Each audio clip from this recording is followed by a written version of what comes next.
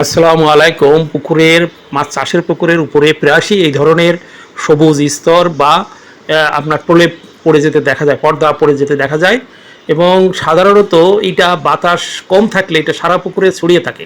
যদি সারা পুকুরে এইভাবে একটা পুকুরের উপরে একটা স্তর সৃষ্টি করে ফেলে, ছড়িয়ে থাকে, তাহলে প্রধানত দুটো ক্ষতি হয়। প্রথম ক্ষতি হলো যে পুকুরের পানিতে সূর্যের আলোসে প্রবেশে বাধা হয়, ফলে পুকুরে ফাইটোপ্ল্যাঙ্কটন যে সালোক সংশ্লেষণ প্রক্রিয়ায় যে আপনার খাদ্য তৈরি করে বা হলো অক্সিজেন তৈরি করে, সেই রাস্তা বন্ধ হয়ে যায়, সালোক সংশ্লেষণ ব্যাহত হয়। দ্বিতীয় হচ্ছে যে পুকুরে যদি এইভাবে একটা পর্দা পড়ে থাকে, তাহলে বাতাস, পুকুরের পানির উপরে যে বাতাস আছে, বাতাস এবং পানির মাঝখানে একটি পর্দা পড়ে যায়। পর্দা পড়ে যাওয়ার কারণে বাতাস থেকে পানিতে অক্সিজেন, সরাসরি অক্সিজেন অটোমেটিক্যালি দ্রবীভূত হতে পারে না, ফলে পানিতে অক্সিজেনের ঘাটতি হয়। এ ধরনের সমস্যা হলে উপরের স্তর সরিয়ে ফেলায়, তুলে ফেলাটাই ভালো, অথবা প্রোবায়োটিক্সের একটি ডোজ দেওয়া যেতে পারে। যারা শুনলেন সবাইকে ধন্যবাদ। আল্লাহ হাফেজ।